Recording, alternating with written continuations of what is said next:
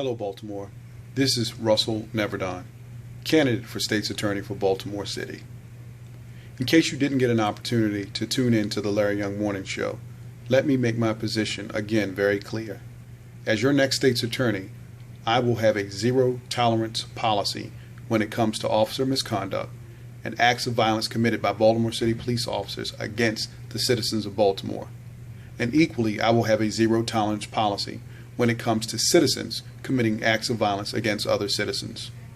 We can't afford to focus on just the small number of repeat violent offenders, because that means that if you're focusing on that small number, there's a whole lot that you're not focusing on. It also means that if you're dealing with repeat violent offenders, the original issue has not been addressed in the first place. Violence can no longer be accepted in our community. We have to stop the dying.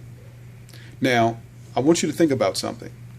In this more recent case where Officer Truss committed an act of violence against an unarmed and defenseless citizen, where he was restrained by other officers, and this officer pummeled and punched him multiple times, this is clearly a matter that the state's attorney should charge this individual with assault, and if this officer authored that report, perjury, and if it turns out during the course of the investigation that he gave a statement consistent with that perjured statement, giving a false statement to a police officer.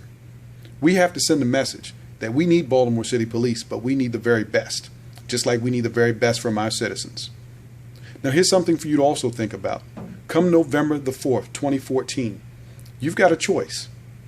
You've got to make sure that your state's attorney that you elect is someone who will be unaffected by the appearance of conflict or impropriety, who has experience, who has knowledge and know-how of this city, who's been a proven litigator and a proven administrator.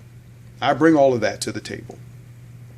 Where this case right now, there is a case pending the City Council for Baltimore City and the mayor. That's what's going on. The mayor, the city, and the city council are being sued. That means that that state's attorney has to have no influence whatsoever when they bring matters to be addressed before that. And it means that that city councilman or councilwoman will have to ensure there's absolutely no conflict of interest where they would have to recuse themselves and thereby denying their constituents the ability to vote their voice and vote their conscience and vote their will. Just something for you to think about, Baltimore. So when the vote comes up November the 4th, make sure you're prepared to write in Neverdon, write in Russell Neverdon as your candidate for state's attorney for Baltimore City.